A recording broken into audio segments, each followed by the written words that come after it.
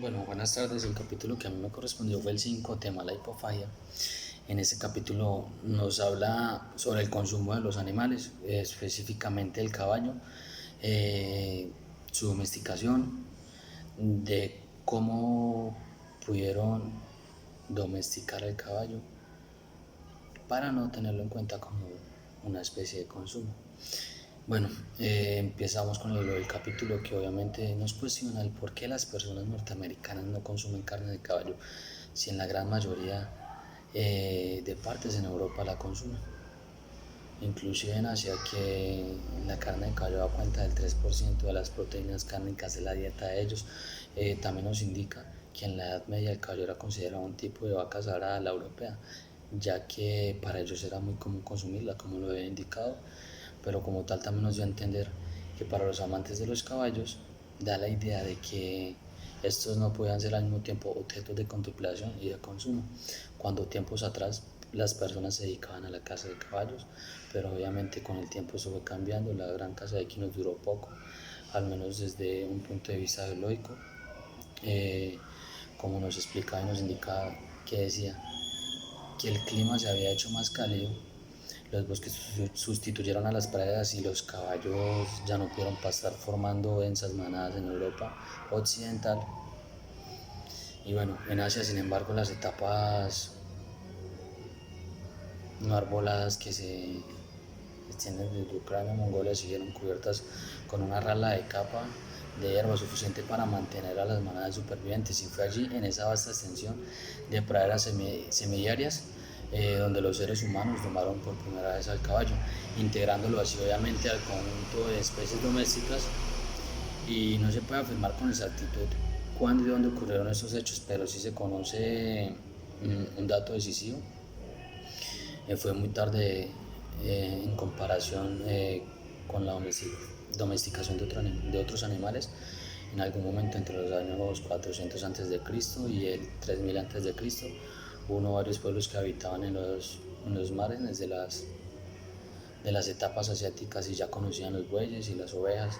Obviamente desarrollaban sus primeras variedades domésticas. Ya después se fue considerando que el caballo era el más grande instrumento de producción y la posesión más preciada de los pastores asiáticos, porque en estos obviamente satisfacían las necesidades de las personas de comida, bebida, y antes de entender a las suyas, por ejemplo, satisfacían a las de ellos y a la de los demás animales, por decirlo así.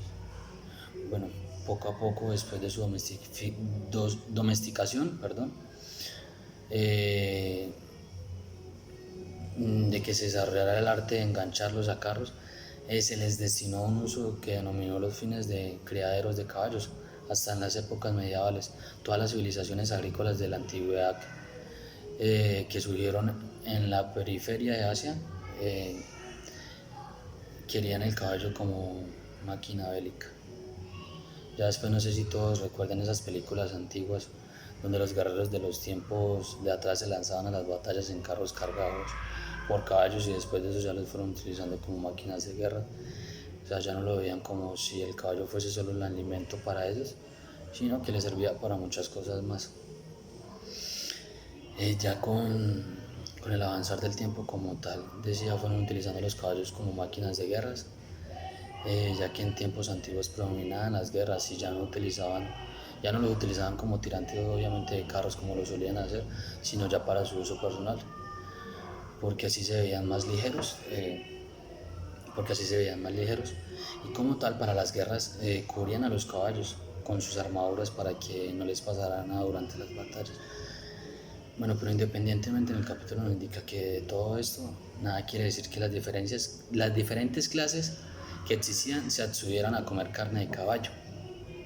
Como bien se decía, que las clases pobres de Europa practicaron en cierta medida el sacrificio y el consumo clandestino de caballos como tal en el tiempo, ya que se implementaban leyes donde prohibían el consumo de carne de caballo, ya que, como ya había mencionado anteriormente, no lo miraban como un alimento, ya que existía una gran cierta cantidad de animales.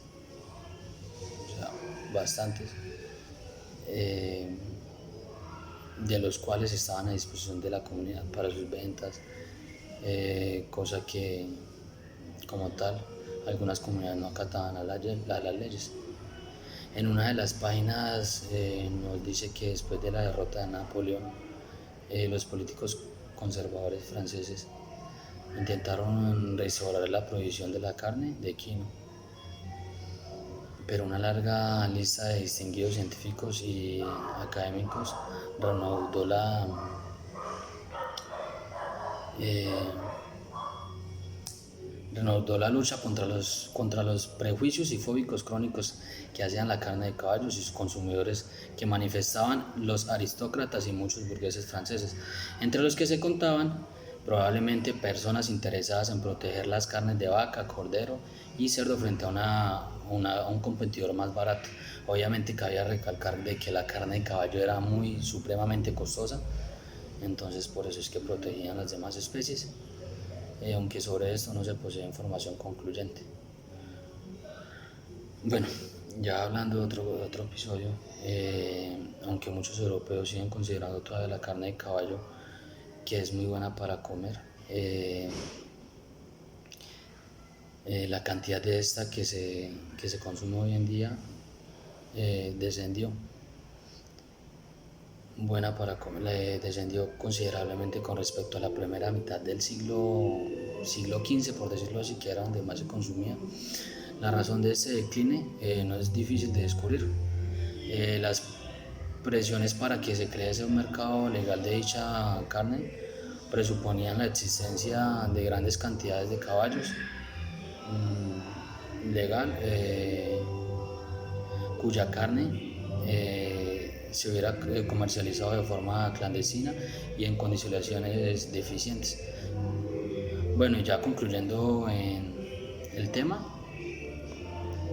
para finalizar, con lo que se cuestionaba al inicio del capítulo de por qué, según los estadounidenses, no consumían carne de caballo, nos da a entender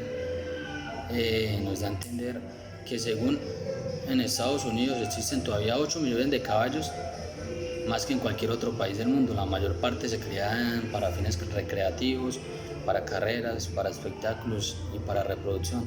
Muchos de ellos eran sus mascotas, dada la escala de eficacia del sistema digestivo del caballo en comparación con vacas y cerdo. Resulta perfectamente comprensible que en los Estados Unidos nunca se ha desarrollado una industria cárnica basada en la crianza de caballos con destino al matadero. Por el momento no hemos prestado la debida atención al hecho de que los norteamericanos exhiben una jerarquía de evitaciones y preferencias, por decirlo así, con respecto a los norteamericanos, con respecto a otras muchas clases de carnes, de caballo y de demás especies. Y así pasamos al enigma de por qué la de lo vacuno acabó siendo la reina de las carnes. Muchas gracias.